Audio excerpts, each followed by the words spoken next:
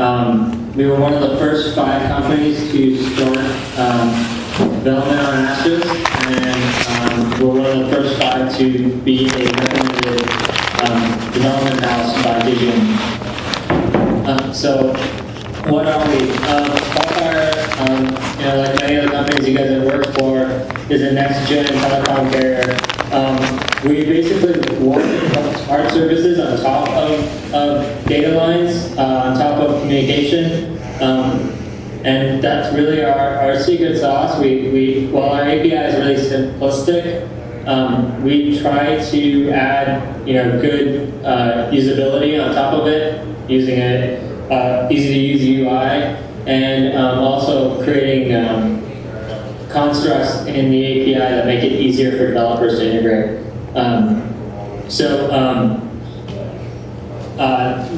There's a whole lot of companies that use CallFire. We have over 150,000 signups.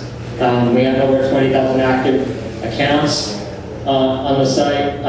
We've been in the business for about 7 years. We have 6 founders that were all techies originally.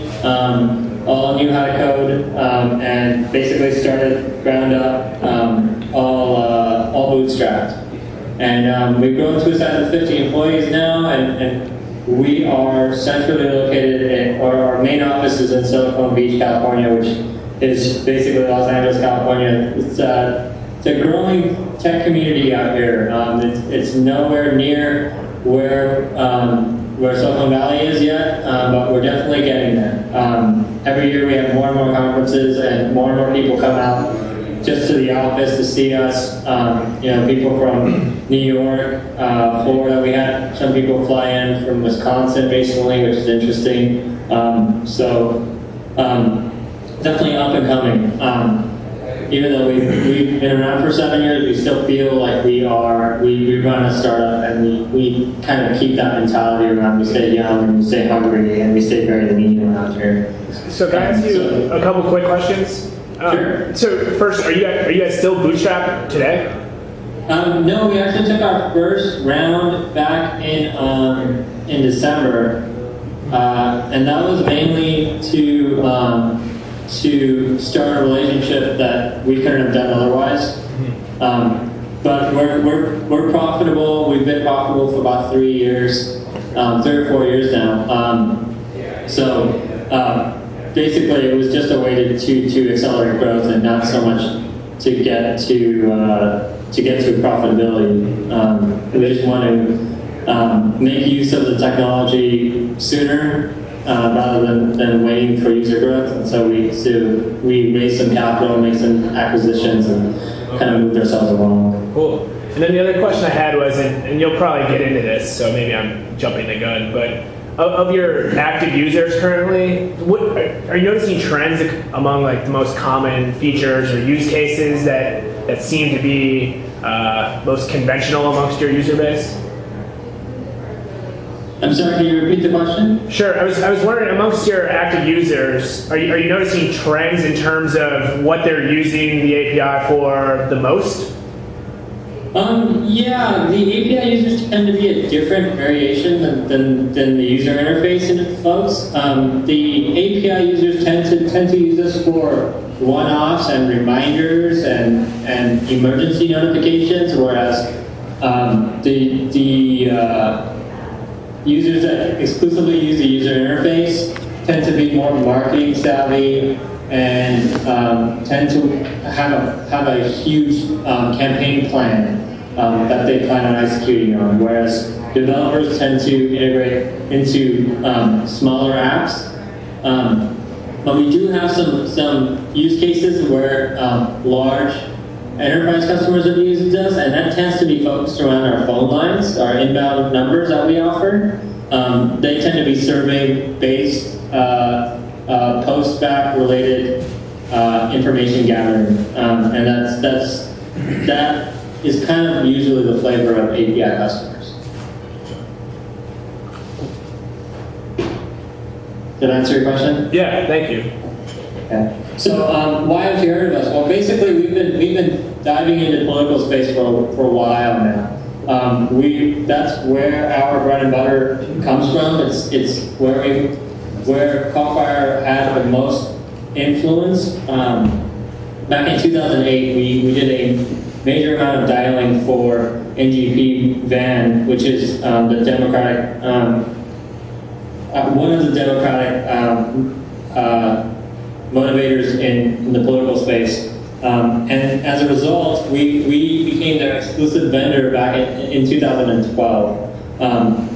We were able to help them cut costs significantly, and we basically handled all of their traffic this last season. So that's roughly on the realm of 15 million calls a day. So in addition to that, we've garnered a lot of companies that use us now. Everything from Domino's Pizza over to FedEx to confirm package delivery, and they actually use us for something really creative, which is when drivers go out to deliver packages, they use us to do some feedback via text message. So that's another really interesting story. But as you can see, we're spread across the gamut. Everything from the Pentagon to MetLife to, like I said, FedEx and Domino's Pizza. So there's been a lot of usage of the system as a whole. Today, what I wanted to do was just kind of show you guys, what it looks like to get started using our API. Typical sign up and then generating an API key, and then we could briefly go over the documentation. I packed up some code for you guys as sample code, and I sent that over to Doug. Hopefully, you guys can get a copy of that if you're interested. The code shows you how to send a text or a phone call using our SOAP API, and also shows you how to run your first CallFire XML phone call, which is just IVR essentially. Is it okay if I post that to the group, like the meetup group? Is that okay? Yeah, that's fine. Yeah. And so CallFire XML is a little bit different than what you're used to with Twilio. There's a couple of differences here. You don't need to build a state machine with CallFire XML, so you're not constantly feeding back into an app unless you want to. But you can actually write an entire dial plan with what we call menu tags and receive input and continue on, rather than constantly needing to hit your server back and forth. So you can basically set it and forget it, and it will run using XML, either hosted on our servers or hosted on yours if you wish. A couple other things that we do that most of the people in the space don't. We do answer machine detection, so we have tags in our XML that allow you to execute answer machine detection, both live and answer machine. Depending on what you want to do, you can do different things. And basically, the way that module works is it's listening for consistent sound and looking for sentences that are spoken. If those sentences go over a certain number of words, we're marking that in a machine, and then we're waiting for the beep and then executing whatever command you need to execute right after the beep occurs. And then last but not least, we have a user interface that's actually pretty usable. I'm going to show you guys a little bit of all of this, and then I'll open up to questions. So let me go ahead and pull up our user interface.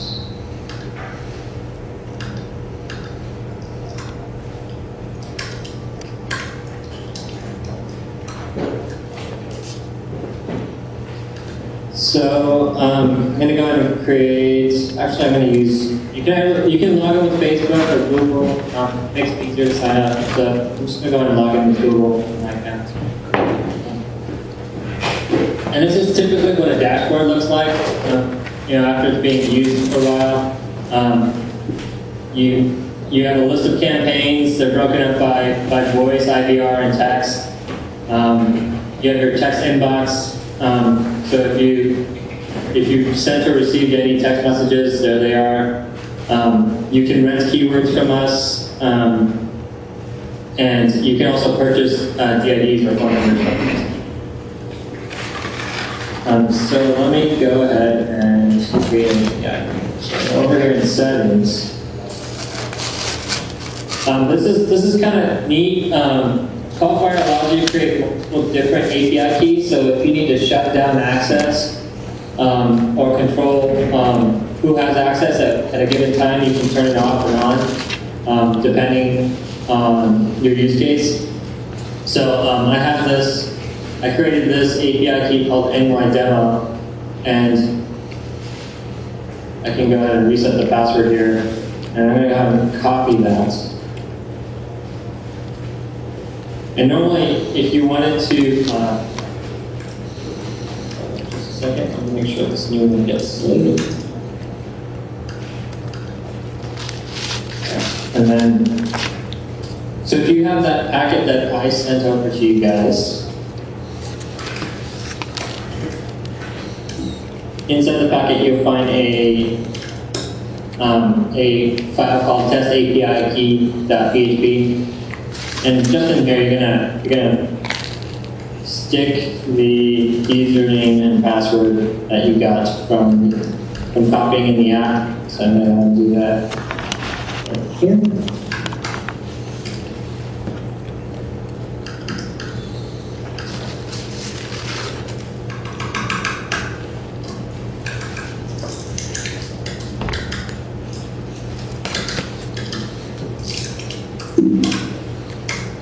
So I went and did that. So let's take a step back here and take a look at the documentation so that you guys are familiar with what CallFire's API is and how it's structured. CallFire is kind of based in this broadcast service. Originally, when we designed the site, it wasn't designed to send one-off text messages and phone calls. It was actually designed to take an entire list of phone numbers or mobile numbers and call or text them. This is primarily done for marketing purposes or emergency broadcasts. And you guys can I'm pretty sure you guys can envision a use case for that. But that was our primary use case coming from the political space. So the broadcast service basically has really simple functions. You're creating a broadcast. There's 3 different types of broadcasts. It's text, IVR, or voice. And then there's methods to query the broadcast you've created. You can select ones that are just running or ones that are completed. And then you can update your broadcast. You can tell us how fast or slow that broadcast needs to run. You can apply time zone restrictions so that you don't call people in the middle of the night. And then the rest of this stuff is kind of like getting statistics, controlling it, start or stopping, adding another batch of contacts while the campaign's running or while it's not running. And then you can schedule out broadcasts. So let's say you need to run calls, a week from now. You can schedule one out using the create broadcast schedule. And then there's the very basic use case of just sending a phone call or sending a text. And this is what I'm going to demo here today. So this is the PHP code. And what I've sent you largely looks very similar to this. Of course, I wrote a script that takes parameters as the to number and the from number, so I'll go ahead and run those and you guys can see how they work. So let's go ahead and open one up. So let's open the DB example. Can you guys see that? Can you guys read that, or do I need to make it a little larger? If you could make it a little bit larger, that'd be helpful. Is that good? It's getting there. I think our screen's a little bit. Maybe yeah. There we go. There we go. Okay, great. Pretty simple. It's using that script, the setup file, to set up your username and password. And then this is the URL to version 1.1 of our API, of our SOAP API. We also have a REST API, I should mention. The documentation is still yet to be released, but it has all of the same functionality that the SOAP does. kind of a clever piece of engineering that we rolled out, where anytime we add a function, it automatically gets deployed as a REST and a SOAP function. So there's never any waiting between releases for functionality between the two. We write one function and it automatically works for both. So what we're doing here to get started is we're peeling out file contents from a local file on the drive, and then we're creating a sound, which gives us back a sound ID, and then we're able to use that sound in a phone call. This one is this answer machine configuration is a live immediate. So what that means is it's going to play immediately on a live answer, and it's not going to do any answer machine detection. It's just as soon as somebody picks up, we're gonna play this sound. So I'm gonna go ahead and show you guys how to run this. Can I just ask a question really quick? Sure. So this is the first one, and maybe I'm not remembering correctly, but this is the first telephony API I've seen that's using SOAP. That's Microsoft, right? What's like SOAP? WSDL, WSDL. Yeah. Are you guys using programming .NET? So we had clients that program in .NET, specifically in GPVen. Okay. They use .NET, so we started this way. And while we do have an equivalent REST API, we find it kind of nice to have everything strongly typed. Mm-hmm. And that's just a preference on our side. But definitely, we understand the need for REST, and that's why we offer both. And another question I had too was, and I don't know to what extent you can get into it, but I noticed the Pentagon is one of your clients, or the DoD. So are they using like SOAP security around some of the? So I mean that's an advantage SOAP users would have over REST, right? To use that security layer. Are they? Yeah, I'm going to leave you guys out on that one. Okay. But so having clients like that may have originally helped you guys determine to go the SOAP route earlier on? Yeah, essentially it's a part of the history. So that's kind of why we started with SOAP. Quickly we're learning that that REST is the hacker medium of choice. So sure. We definitely added support for that as time went along. Okay. Cool. Thank you. Yeah. After we launch this broadcast, we're not going to do it here, but there's a way to get information about the broadcast after it's launched, and there's a separate script there that I've also added so that you guys can see how to get data back. There's also the ability for setting up postbacks, so we'll send you XML at the end of every call, at the end of every campaign, and let you know what happened. So I'm going to go ahead and run this, and I believe I'm sending this file. Let me just double check here. We're doing to and then from.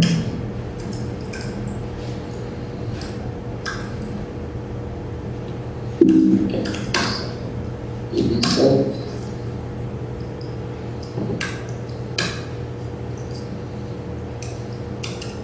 and this is my cell phone number. You guys can call me whenever you want.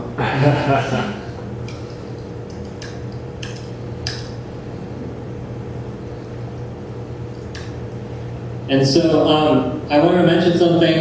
Our API is based on Locale. So let's say that you're an engineer in the Ukraine. When you sign up, the system will record your locale. And know that when you enter phone numbers, we're expecting them in your specific locale. If you add country codes to the end, it'll work. It's just so that people can be a little egocentric when writing their API methods and not have to worry about things. I always like to stick the country code on the front just for sanity's sake, but it's unnecessary at this point. unless I go into an international phone call. Just a little convenience that we added for our developers. We found that a lot of them forget to put the one in, or they get data from customers in different countries that are nationally centric, and so they have to go through and adjust, and they didn't like doing that. So we made sure that the API was played into that. So I'm gonna go ahead and launch this call.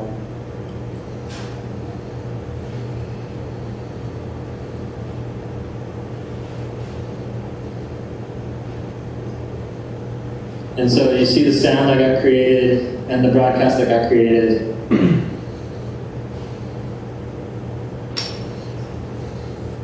Should be getting help. Okay, here's my phone call.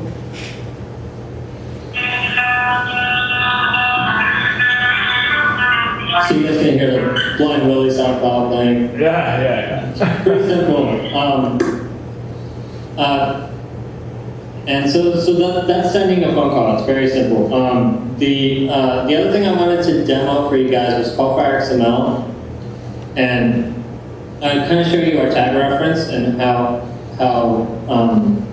it's laid out. We have a lot of tags.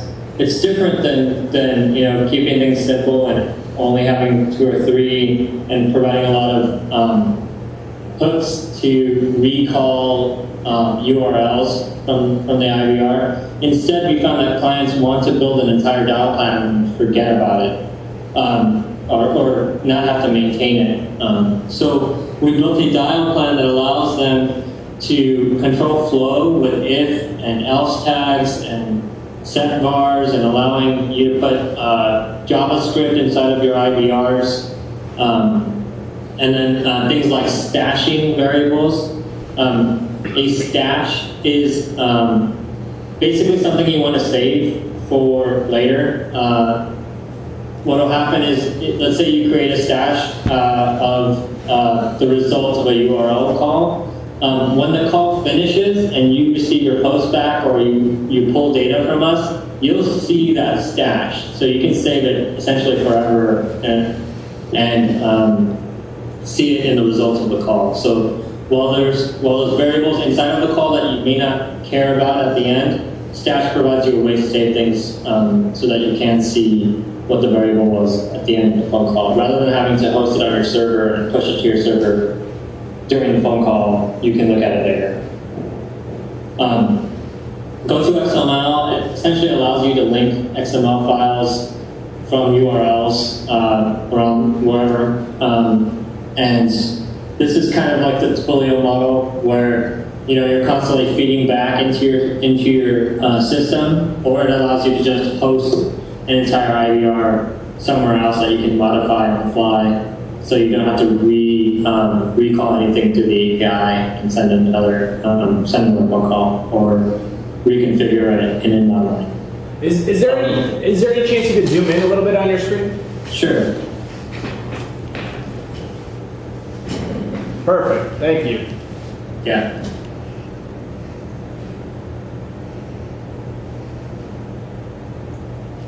So I'm going to go ahead and show you guys a CallFire XML example.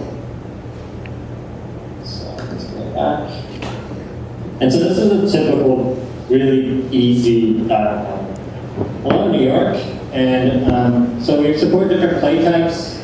TTS is text-to-speech. We have 3 different voices right now. We have 1 male, 2 females, and then we also have Spanish, which will take your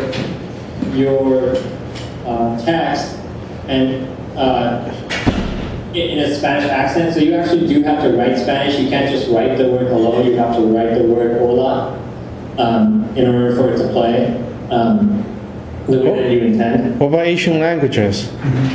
What was that? Asian languages? We only support Spanish at the moment, but we're adding French soon, and we obviously English. But we plan on rolling out support for So that's a really simple dial time. You tell it to play something and then hang up. Here's an example of how you might do a menu tag. A menu allows you to play something and then provide a series of possible key presses that somebody can press. This also kind of shows off the get tag a little bit and kind of hints at these reserved variables. So I'll go ahead and go through this. We have a menu tag here with max digits of 1. That means that as soon as somebody presses 1 digit, it will terminate and actually try to jump to one of the key press contexts below. If you set the max digits to nothing, it'll wait for the timeout, which is 10 seconds, or it'll wait for a pound, which will terminate the response. In this case, if somebody presses 1, we say, please hold while I connect your call, and then we're doing a get tag to some server out in the world, and we're telling them what the phone number was that we dialed, and then we're transferring the number to my desk line here, 213-221-2255, and then we're hanging. That transfer stays active during the whole connection, and then once either party hangs up, we hang up our phone call. And then key press default. This is if somebody doesn't press 1, they press something else, or they don't press anything at all. We also have a couple other ones like timeouts. That's just in the case where they don't press anything at all. So you can kind of design your IVR to do specific things in specific cases. You can also reference what somebody pressed. There's a reserved variable call.last input. Will actually give you the input of the person of what they pressed last. These press tags also allow you to specify ranges. So I could, instead of 1 in here, I could specify 1-10, and it would allow them to enter a number between 1 and 10. Does that make sense, guys? Yep. Okay. Is there do you guys have voice recognition with like grammar files for IVRs by chance? We do not have any speech to text, unfortunately. It's something that we're working on. It's hard to get right, and we've released it a couple times and pulled it back just because of quality reasons. Yeah. We don't like our customers relying on bad software, so yeah. We're still struggling to find a partner that we actually agree with on how grammars should be constructed and actually making it easy for developers to create grammars. Yeah. When I was at CallAPI, we had the same problem. Just the quality of the speech recognition. Yeah, was it's just so hard. I mean, so because we do a lot of political space stuff and we do stuff for the Pentagon, we try not to be wrong in our polling, and so that's why we kind of stripped out that speech to text element. We didn't want to be wrong, sure. And we'd rather have our customers rely on digit presses. And as a matter of personal preference myself, I never like talking into an IVR, Yeah. Only because it's inevitably, it takes 3 times longer to actually get where I need to go in an IVR than actually just entering. But it is something we're working on. It's not something we want to throw away. It's definitely something that's still in the works and it's still live. It's a live project here at CallFire. So I got a question. This is Aaron. This is all for outgoing. Do you also do incoming? Yeah, we do incoming calls as well. So you are able to,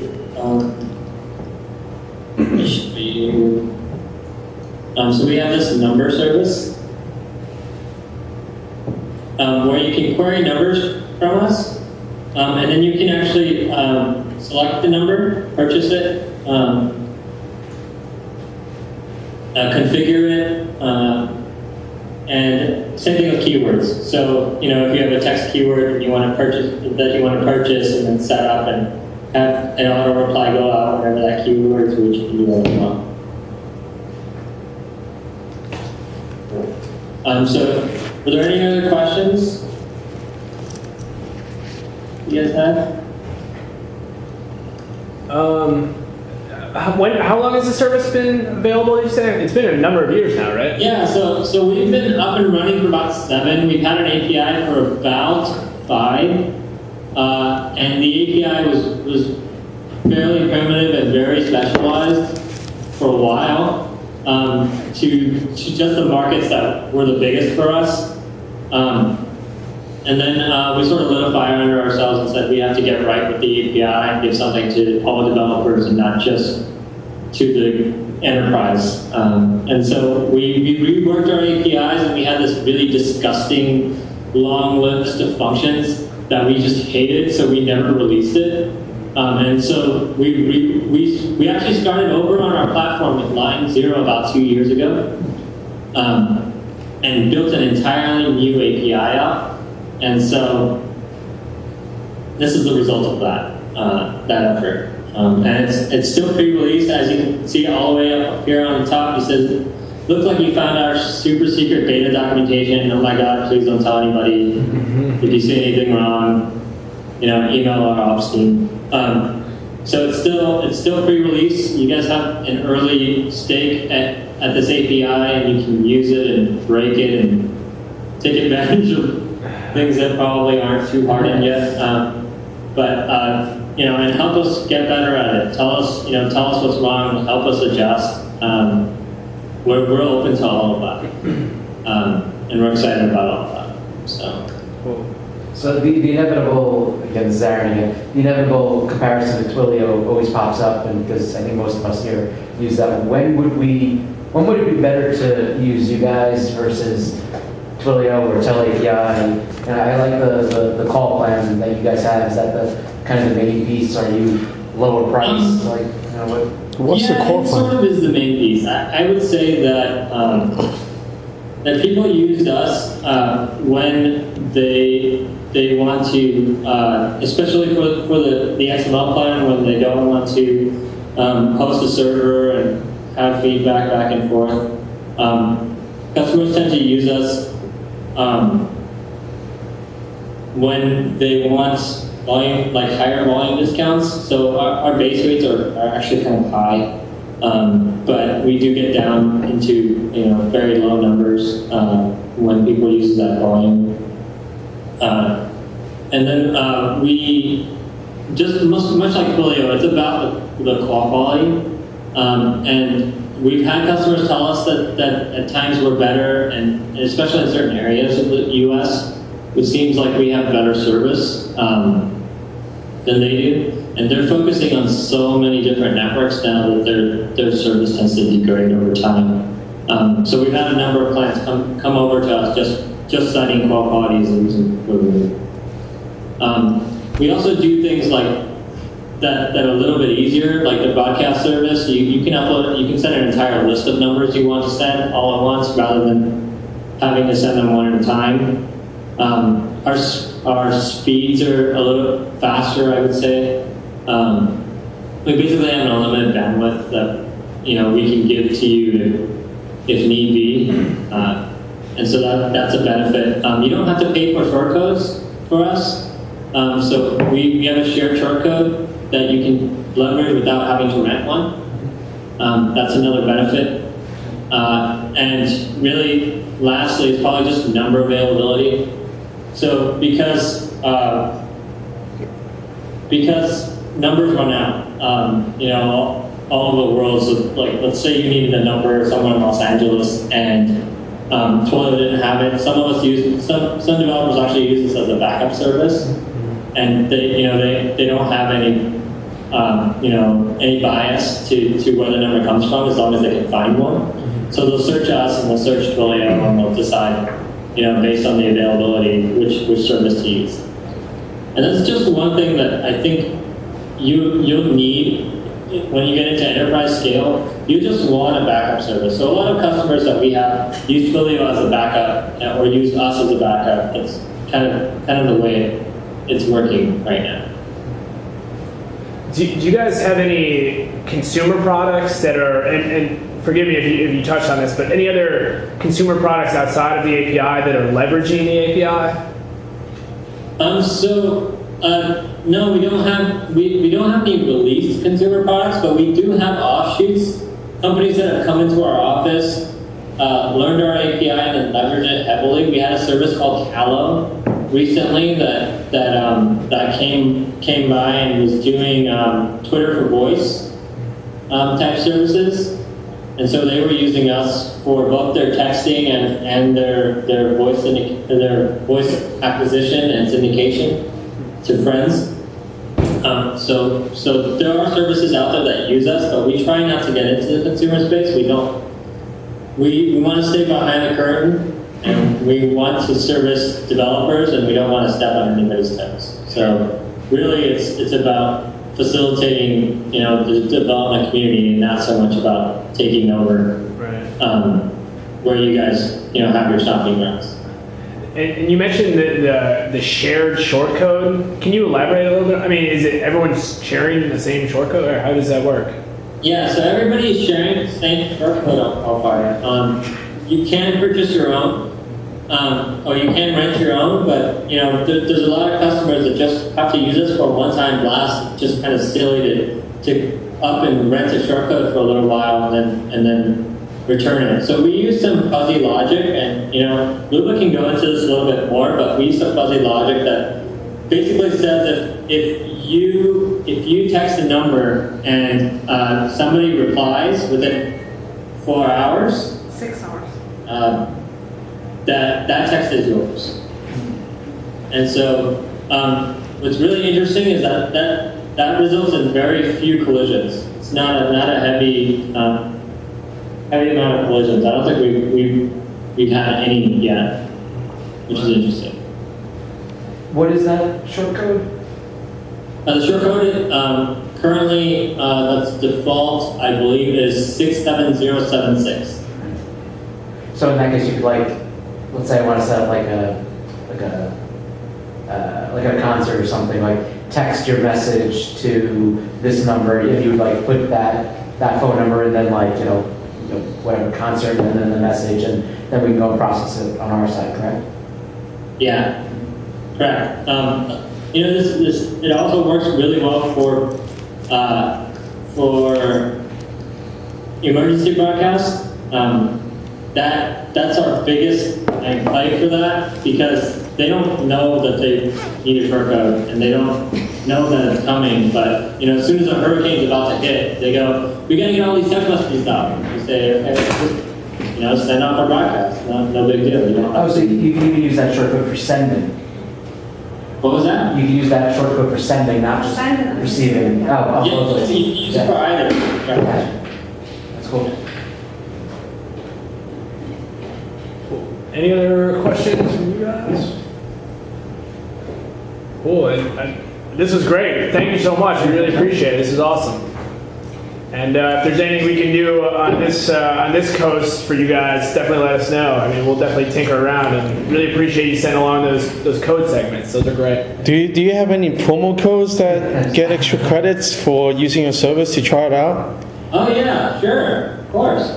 So you guys feel free to email me. I'm Punit, Punit at callfire.com, and I'll get you guys some credits if you guys sign up. Cool. That'd be awesome. Yeah. Great. And in fact, if you guys are ever in Santa Monica, let us know. Come by the office.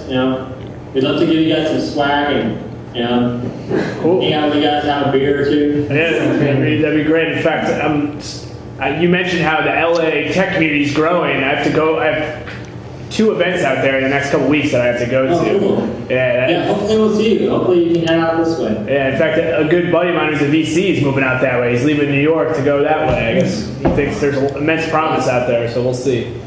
Cool. Yeah, man. All right, thanks so much. This is awesome. Really appreciate it. Thanks, guys. Thanks for having me. Thanks. All right, see ya. Bye.